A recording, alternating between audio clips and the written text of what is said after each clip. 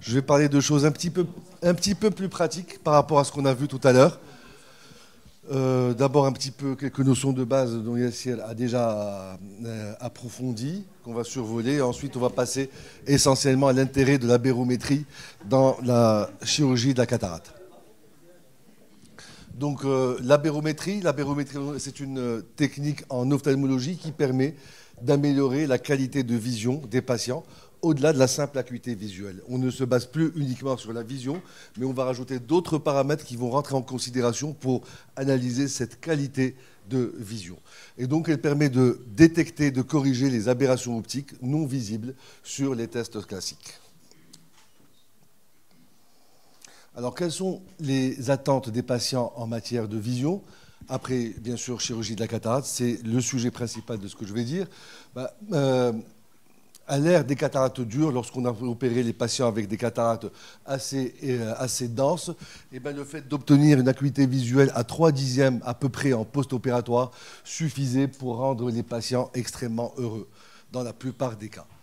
Par contre, actuellement, à l'ère de ce qu'on va dire entre guillemets la phaco-réfractive, un patient peut avoir un 10/10 en quantité de vision, mais ce patient peut être assez mécontent, assez plaintif. Et ceci est dû au fait qu'il a besoin, pour être heureux, d'avoir un 10/10 en quantité de vision, mais aussi un 10/10 en qualité de vision. Et c'est ça qui va donner le sourire à notre patient. Donc, une vision parfaite est bien plus qu'une vision à 10/10 en quantité de vision. C'est 10/10 en quantité et 10/10 en qualité. Et c'est ce qu'il faut se mettre en tête actuellement.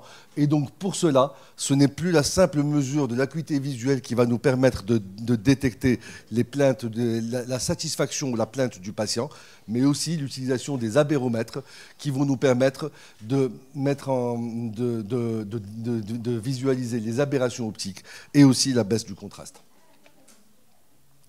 Donc, en gros, qu'est-ce que c'est que les aberrations optiques? Ce sont des imperfections dans notre système optique qui empêchent la lumière de se focaliser correctement et donc elles vont causer des images floues et déformées.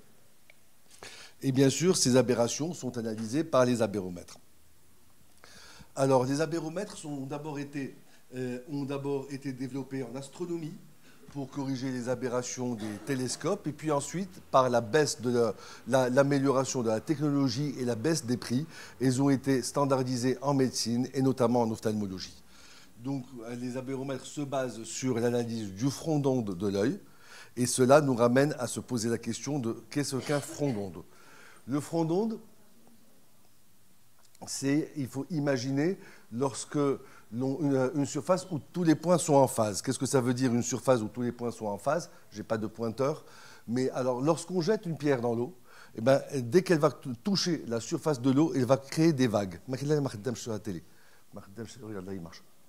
C'est sur la télé qui ne marche pas. Donc, quand la pierre va toucher les vagues, ça va entraîner l'eau, ça va créer des petites vagues circulaires qui vont s'éloigner du centre, du point de contact de manière concentrique. Et chaque cercle formé par ces petites vaguelettes constitue un front d'onde. Et de la même manière, dans la théorie des ondes, tous les points lumineux qui proviennent d'une même source lumineuse et qui oscillent dans la même phase sont appelés des fronts d'onde. Donc voilà ce qu'il en est pour un front d'onde. Maintenant, la lumière. La propagation de la lumière obéit aux rayons lumineux et aux fronts d'onde. Les fronts d'onde sont toujours parallèles aux rayons. Regardez, les rayons, c'est ce qui est en blanc, ici. Les rayons lorsqu'on a des rayons lumineux qui sont perpendiculaires les uns aux autres, les fronts d'onde sont toujours parallèles, sont perpendiculaires aux rayons lumineux. Mais dès lors que ces rayons convergent ou divergent, par exemple à travers une cornée ou un cristallin, les fronts d'onde vont devenir sphériques. Et ceci est très important à comprendre parce que c'est là où les abéromètres vont entrer en jeu. Donc, qu'est-ce que c'est qu'un système? Donc, on a vu les fronts d'onde. Maintenant, on va voir un petit peu un système optique idéal. Le système optique idéal, c'est absolument pas l'œil, parce que dans l'œil, il y a toujours des aberrations, mais c'est, par exemple, l'abéromètre. Et donc, c'est un système où tous les points sont en phase. Et quand on dit que tous les points sont en phase, c'est-à-dire qu'ils vont converger en un point unique au niveau de la rétine notamment ici, au niveau de la rétine. Donc pour que les points convergent sur un point, au niveau d'un point parfait, ici, qu'est-ce qu'il faut? Ben, il faut que le front d'onde qui sort du système optique soit une sphère idéale, une sphère parfaite, et donc une sphère qui est centrée par ce point image. Donc c'est ça le système optique idéal. Et qu'est-ce qu'on va faire en pratique? Ben, on va prendre le système optique idéal qu'on va superposer au système optique du patient et ça va nous donner les aberrations du front d'onde du patient. Donc là, par exemple, on a la sphère idéale et on va la superposer à la sphère du patient. Et donc, tout ce qui est en avant est en phase avancée. Tout ce qui est, regardez, ici, en rouge, en jaune, c'est la sphère idéale, et en rouge, c'est la sphère du patient. Et donc, tout ce qui est en avant est en phase avancée, tout ce qui est en arrière est en phase retardée, et cela nous donne une idée de la distorsion d'image. Donc voilà, en gros, tout ça a été largement détaillé tout à l'heure par Yassir, et il reprendra, je pense, certains points après. Et donc là, quels sont les paramètres analysés par la barométrie cornéenne dans la chirurgie de la cataracte? Alors, nous avons les aberrations cornéennes sphériques, vous les avez vues tout à l'heure, l'angle alpha et kappa, les aberrations de haut grade, le PSF, le MTF et la pupillométrie. Et tout à l'heure, tout cela a été détaillé avec une grande précision. Alors, les aberrations cornéennes, sphériques cornéennes, on les a vues tout à l'heure, c'est lorsque... Alors, ce sont les aberrations les plus fréquentes de quatrième ordre. On avait vu qu'il y avait 4 pentes. On va les revoir encore. Donc, c'est la différence de courbure entre la périphérie et le centre qui fait que les rayons périphériques vont se focaliser différemment par rapport aux rayons centraux. Donc, soit en avant, soit en arrière. Et le fait qu'elles focalisent en avant ou en arrière, ben, on aura des aberrations qui vont être... Bon, là, on voit bien que au niveau du centre, elles ne focalisent pas au niveau du même point, mais certaines vont être en avant, les périphériques et les centraux vont être différentes. Je ne dis pas en avant ou en arrière, parce que là, c'est ce qui va déterminer les aberrations positives ou négatives. Donc ceci va donner des aberrations sphériques. Donc ces aberrations sphériques peuvent être positives, c'est lorsque les rayons périphériques focalisent en avant des rayons centraux. Et donc, c'est le polynôme que l'on a vu tout à l'heure avec les 4 pentes, l'une descendante, l'autre qui remonte, qui descend et qui remonte. Et puis, les négatives, pour lesquelles les rayons périphériques vont focaliser en arrière des rayons centraux.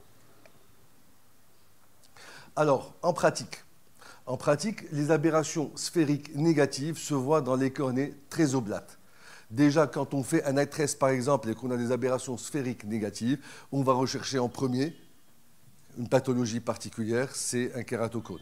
Même si le patient n'est pas connu kératoconique, on va rechercher un kératocone, on va étudier la face postérieure parce que l'eye trace ne nous donne pas la face postérieure, et on va rechercher, lorsqu'on a des aberrations sphériques négatives, une cornée prolate, très prolate. Et puis, les aberrations sphériques positives, ce sont les cornées peu prolates et oblates. Et dans tout ça, la cornée normale, elle se situe où? Très prolate, peu prolate ou oblate. La cornée normale est une cornée qui est peu prolate, avec des aberrations sphériques positives de l'ordre de plus 0,28, on va dire de plus 0,27 à 0,30. Donc ceci, c'est pour une cornée normale. Mais en quoi interfèrent ces aberrations sphériques dans la cataracte? Eh bien, les aberrations sphériques positives de la cornée sont de l'ordre de 0,28, de plus 0,28, et un cristallin normal a des aberrations sphériques négatives de l'ordre de moins 0,20, ce qui va venir compenser les aberrations sphériques positives du cristallin. Et c'est ce qui va nous donner des aberrations, c'est ce qui va nous donner des aberrations, je suis parti trop vite, une aberration sphérique résiduelle de l'ordre de plus 0,10 qui permet d'avoir une meilleure qualité de vision chez un sujet normal. Par contre, avec l'âge, qu'est-ce qui va se passer? Avec l'âge, la cataracte va apparaître. Ce n'est pas une cataracte aussi dense, mais généralement c'est une cataracte nucléaire assez typique. Avec l'âge, qu'est-ce qui se produit? Ces aberrations cornéennes qui étaient négatives vont commencer à se positiver avec l'apparition d'une cataracte. Donc quand elles vont commencer à se positiver, elles vont venir se rajouter aux aberrations sphériques positives de la cornée. Et c'est ce qui va donner les éblouissements et les halos qui apparaissent avec l'âge. Et c'est ce qu'on appelle communément une cataracte d'origine cristallinienne, ou bien une myopie d'origine cristallinienne. Une myopie plutôt d'origine cristallinienne. Et donc le patient commence à myopiser sa réfraction. Donc en pratique, quand on a un patient qui vient pour une chirurgie de la cataracte, la première chose à faire, Yassir en a parlé tout à l'heure, c'est d'analyser le RMS. Et donc en analysant le RMS, on va voir les aberrations du patient. Et ensuite, on va focaliser sur une aberration qui est l'aberration sphérique. Et sur la fiche, sur le résultat de l'eye-trace, elle apparaît ici, exactement ici. Et donc, chez ce patient-là, on va prendre un exemple, un patient qui a des aberrations sphériques à presque 0,6 microns. Et on a bien dit tout à l'heure que c'était micron. Et je ne sais pas si tu as précisé quelle était la valeur d'une aberration sphérique des aberrations sphériques cornéennes totales. Là, je n'ai pas encore donné les valeurs. D'accord, donc je ne vais pas m'attarder puisqu'on va les revoir après. Donc les aberrations, là nous avons des aberrations sphériques de 0,58 qui sont au-dessus de celles qui sont classiques de l'ordre de 0,28, de 0,30 chez un patient normal. Donc qu'est-ce qui va se passer en pratique si on prend ce patient et on l'opère de cataracte sans tenir compte de l'implant et juste en mettant un implant qu'on a l'habitude de mettre et pour lequel on ne sait même pas quel est son pouvoir réfractif et ses aberrations. Donc ce qu'il faut savoir, c'est qu'on a 3 types d'implants qui sont disponibles sur les marchés. Les implants sphériques, les implants asphériques et les implants à sphéricité nulle. Les implants sphériques, ce sont les implants qui ont des aberrations sphériques positives. Et donc, les rayons périphériques, comme on a dit tout à l'heure, qui se focalisent en avant des rayons centraux. Et donc, ils ont la même courbure et la puissance augmente du centre vers la périphérie. Ensuite, les implants à sphéricité nulle, ce sont des implants le seul dont on dispose au Maroc, c'est l'Acréos de Beauchamp-de-Lombe. Et puis, les implants à sphéricité négative, donc la puissance diminue du centre vers la périphérie, et donc ça donne des aberrations sphériques négatives. Ceci est très, très important à connaître parce que lorsqu'on a des aberrations cornéennes sphériques positives ou négatives, on va jongler avec ces 3 types d'implants pour choisir l'implant idéal pour notre patient. Donc, les implants qui ont des aberrations sphériques positives dont on dispose, c'est le MA60, le SA60 de Alcon, sans avoir aucun intérêt avec ces firmes. Le Sansar, on l'a au Maroc. Le Sansar, c'est Beauchamp-de-Lombe. Et ce sont les principaux implants à aberration sphérique. C'est Johnson & Johnson, exactement. C'est Johnson & Johnson. Et ce sont les mêmes que Technis. Alors, les implants à aberration sphérique négative, c'est l'Acréos de Beauchamp-de-Lombe. Et négative, alors les nuls plutôt. Et les négatives, nous avons l'IQ de Alcon, l'Acrisoft IQ. Il a des aberrations sphériques négatives de l'ordre de moins 0,20. Le Technis, moins 0,27. Ce sont les 2 qu'on a ici. Donc, revenons à notre patient. 0,58 d'aberration sphérique. Ce patient, moi j'avais l'habitude, avant d'avoir ça, de réfléchir comme ça, d'utiliser les Alcon. Donc j'allais lui placer un implant qui a des aberrations sphériques positives de l'ordre de 0,20 ou 0,18. Qu'est-ce qui va se passer? On va se reporter à cette courbe-là, à ce diagramme, qui nous donne la relation entre les aberrations sphériques, la sensibilité au contraste et la profondeur de champ, le deep of focus. Donc, notre patient se situe ici. Il a des aberrations sphériques cornéennes positives de l'ordre de 0,58.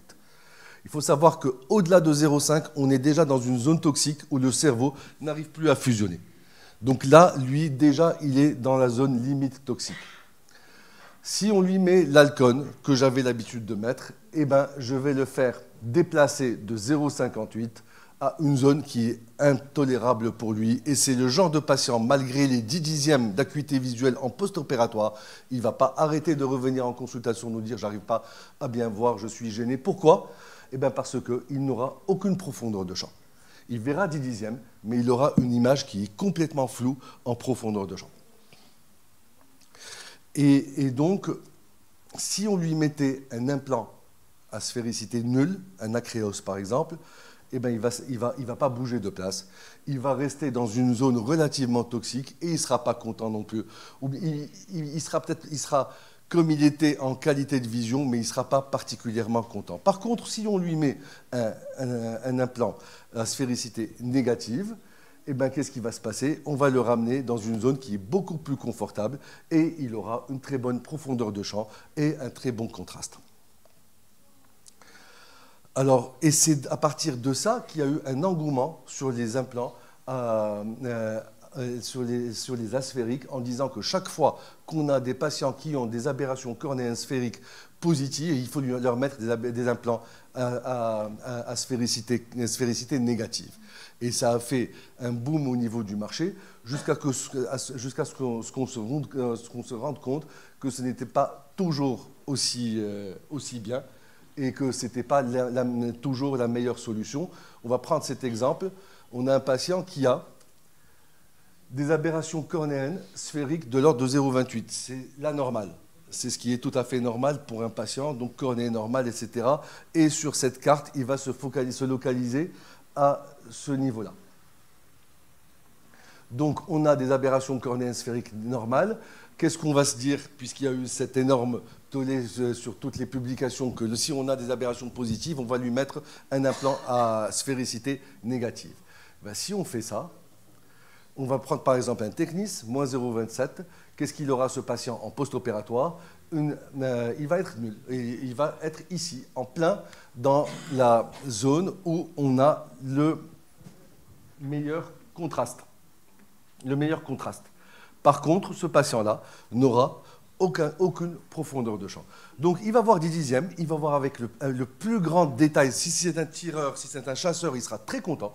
Mais par contre, ce patient-là, alors, il va voir très bien de loin, 10 dixièmes. Il va lire très bien de près avec sa correction de +3. Mais il va venir constamment en consultation vous dire « Mais monsieur, docteur, je n'arrive pas à... Je vois bien de loin, mais quand je prends... Vous m'avez dit que j'allais plus avoir besoin de lunettes, qu'avec ma correction de près, j'allais très bien voir. Mais par contre, ce n'est pas vrai parce que je n'arrive pas à utiliser la télécommande. Quand je suis à cette distance-là, je ne vois rien. Et pire que ça, quand je veux manger, je ne vois même pas qu'est-ce qu'on me propose, qu'est-ce qu'on me donne à manger, parce que c'est flou. Dès que j'éloigne de cette distance-là, ben, c'est parfaitement flou. Et il a raison, parce qu'il n'a absolument pas de contraste. Il a un contraste qui est au plus bas, donc il voit très bien de loin.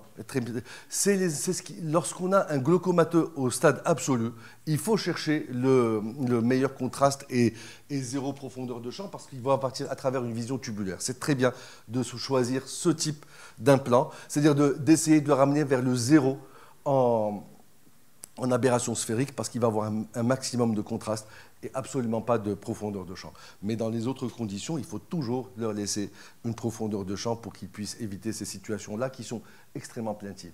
Alors si on lui met un acréos, il va rester là. Un acréos, c'est ça, un implant à sphéricité nulle, il va rester à sa place, il aura 0,28, il sera dans une zone qui est parfaitement tolérable avec un bon contraste et une bonne profondeur de champ. Et si on met un sphérique, eh ben, il restera toujours dans la zone tolérable. Et puis, il y a aussi les autres implants qui sont le monofocal plus, l'EDOF et le multifocal qui peuvent entrer en jeu et qui peuvent donner une bonne profondeur de champ et tout en gardant un bon contraste. Donc voilà, est-ce que vous avez des questions concernant les aberrations sphériques avant de passer au reste ?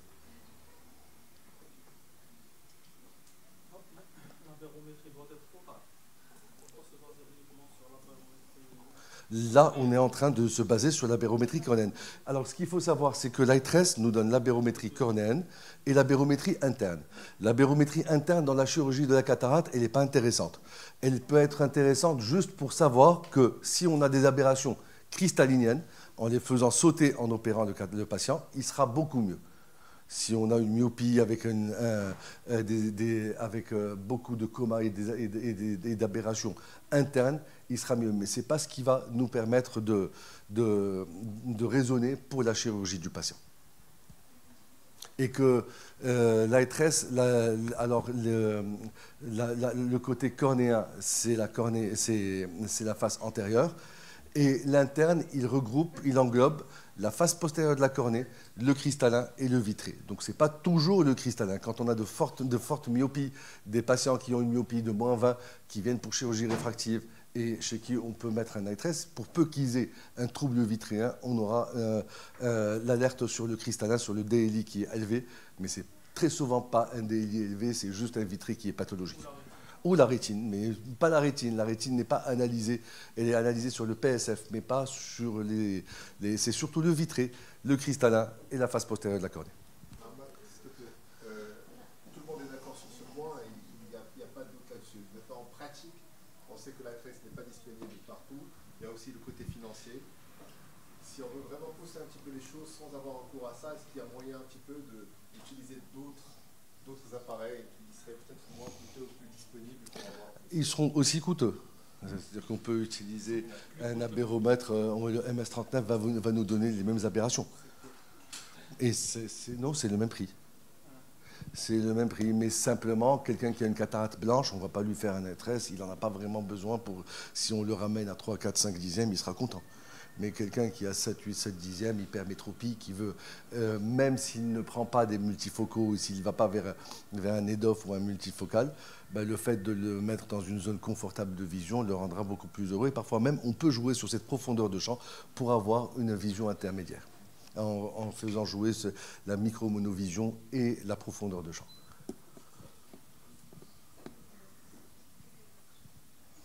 Bon, l'angle alpha, l'angle kappa, Yassir en a parlé tout à l'heure. l'AITRES nous donne ces images. Tous les abéromètres nous donnent ce genre d'image, où la croix rouge, c'est l'axe visuel, la croix verte, c'est le centre de la pupille, et la croix bleue, c'est le centre limbique. Donc l'angle alpha, c'est la distance entre le centre limbique et l'axe visuel. Et l'angle kappa, c'est la distance entre l'axe visuel et le centre pupillaire. Dans la chirurgie de la cataracte, contrairement à la chirurgie réfractive, c'est essentiellement l'angle alpha qui rentre en considération, c'est-à-dire la distance entre le centre limbique et l'axe visuel, c'est-à-dire est-ce que l'implant est bien centré, est-ce que le centre de l'implant est bien sur l'axe visuel, et vous allez voir que ceci est extrêmement important. Alors, juste parce que là, je vais parler de l'angle kappa, parce que c'est pour ça, c'est dans cet exemple où j'ai trouvé les images les plus parlantes, mais en fait, pour la cataracte, c'est essentiellement l'angle alpha qui rentre en jeu. Donc l'angle kappa, c'est la distance, c'est l'angle entre l'axe visuel et l'axe pupillaire. L'axe visuel, c'est la ligne qui connecte le point de fixation et la fovea. Et l'axe pupillaire, c'est la ligne qui passe entre le centre de la cornée et le centre de la pupille. Et ces deux axes vont constituer l'angle alpha. Alors, l'angle kappa. Alors, ici, on va voir donc, le centre pupillaire et l'axe visuel. Et ce qui est très important, c'est que pourquoi est-ce qu'on prend ça en considération? Parce que regardez, le centre, les mires de l'implant multifocal, si jamais le centre pupillaire est différent du centre est en dehors du centre de la mire, ben, le patient va être extrêmement gêné. Alors, sur l'AITRES en pratique, c'est donné ici, on a l'angle alpha, l'angle kappa, et pour nous faciliter encore plus les choses, ils les mettent en couleur. Donc quand c'est rouge, ça veut dire que c'est déjà en dehors de la limite, et quand c'est jaune, c'est limite. Mais par contre, ceci n'est pas très vrai, parce que on peut raisonner différemment. On peut raisonner différemment en fonction de cet anneau central et de la taille de cet anneau central qui est donné par le fournisseur, par le fabricant, et qui diffère d'un implant à l'autre. Donc là, par exemple, pour l'IQ, on a un anneau central qui fait 0,865 mm, ce qui veut dire que la moitié, c'est 0,4. Pour le Technis de Johnson, on a un anneau central qui fait 1,08. L'Atelisa, il fait 1,08 aussi. Et le Symphony de Johnson, il fait 1,6. Donc chez ce patient-là qui a un angle alpha de 0,56, ben forcément, on ne peut pas lui mettre un IQ, on ne peut pas lui mettre un Technis et on ne peut pas lui mettre un Atelisa parce qu'il va être en dehors de l'anneau central et il va souffrir d'aberrations sphériques énormes. Par contre, le Symphony pourra être utilisé chez ce patient parce qu'il a un anneau central qui est à 1,6 et 0,56 plus 0,56 c'est inférieur à 1,6, donc ça peut être parfaitement utilisé chez lui. Donc l'implant par exemple le plus cher n'est pas le meilleur pour le patient, mais l'implant le meilleur c'est celui qui est le plus adapté à sa situation, à ses angles et à ses aberrations sphériques. Donc voilà pour alors les aberrations optiques de haut grade, Yassir en a parlé, elles sont analysées par le polynôme de Zernicke et ça nous donne le RMS. Le RMS, c'est une mesure globale de la qualité du front d'onde. Et un RMS total normal doit être inférieur à 0,3. Alors le polynôme de Zernicke, on en a parlé, je pense que je ne vais pas trop insister là-dessus. Nous avons des aberrations constantes. Elles sont présentes dans tous les systèmes optiques et sont totalement insignifiantes visuellement. Puis on a les aberrations de second ordre, et c'est le défocus et l'astigmatisme. Et puis tout ce qui vient après, ce sont les aberrations de haut grade. Et comment lire le polynôme de Zernicke, on a vu ça tout à l'heure. On a le M, c'est le nombre de méridiens touchés, et le N, c'est le nombre de pentes le long du méridien qui est touché.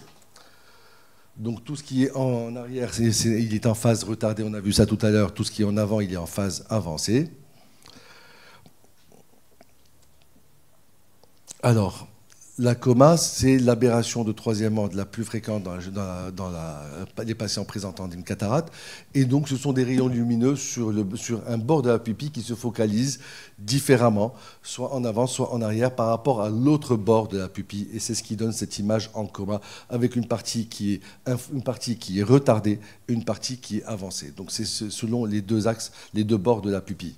Et donc, une moitié de la pupille a des ondes lumineuses en phase avancée et une autre partie a des ondes lumineuses en phase retardée. Et voilà l'image en 2D typique de la coma, d'une coma verticale. Alors, les symptômes les plus courants, c'est la vision floue, la vision double, et se voit dans les kératocones, les ablations sphériques laser décentrées, les greffes de cornée décentrées et les lentilles intraoculaires tiltées. Donc, quand vous avez un patient qui se plaint de coma, il faut rechercher une lentille tiltée, il faut le dilater, il faut même parfois faire une UBM pour essayer d'analyser la situation de l'implant par rapport au sac capsulaire. Et puis ça peut se voir aussi dans les implants toriques mal alignés. Alors, à côté de ça, on a vu tout à l'heure le MTF. Le MTF est analysé facilement sur l'AE13. Ça nous donne une idée. Ce n'est pas une analyse détaillée, mais ça nous donne une idée, comme on a vu tout à l'heure. Donc, lorsqu'on a une courbe qui atteint le box rouge, on a un MTF qui est altéré. Là, par exemple, on a sur l'AE13 l'image au niveau de la cornée, au niveau interne.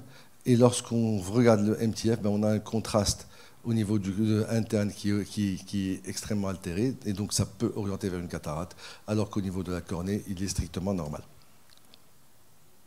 Là, c'est un patient qui a une sécheresse oculaire, comme on voit ici.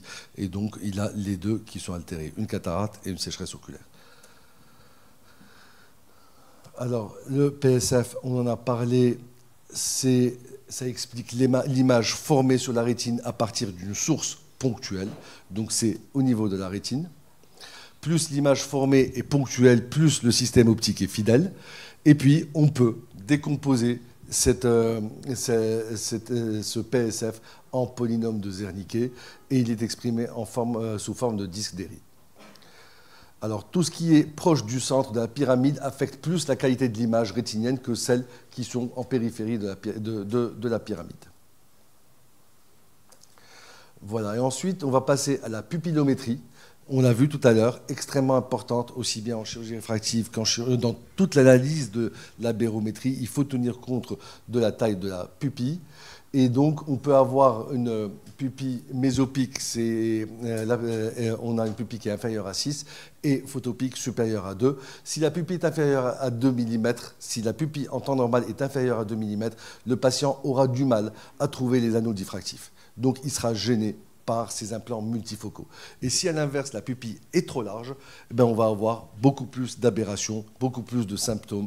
Et donc là aussi, il ne sera pas du tout satisfait de sa chirurgie premium. Donc en gros, en chirurgie de la cataracte premium, entre guillemets, ce terme n'est absolument pas qualifié parce que c'est plus de la publicité aux fabricants d'implants, on va dire chirurgie réfractive, cataracte à visée réfractive qui se rapproche le plus d'une chirurgie réfractive. Ben, il faut tenir compte des aberrations sphériques cornéennes et de l'angle alpha, de l'angle kappa, du PSF, des aberrations de haut grade, du MTF et de la pupillométrie. Voilà ce que j'avais à vous dire concernant ça.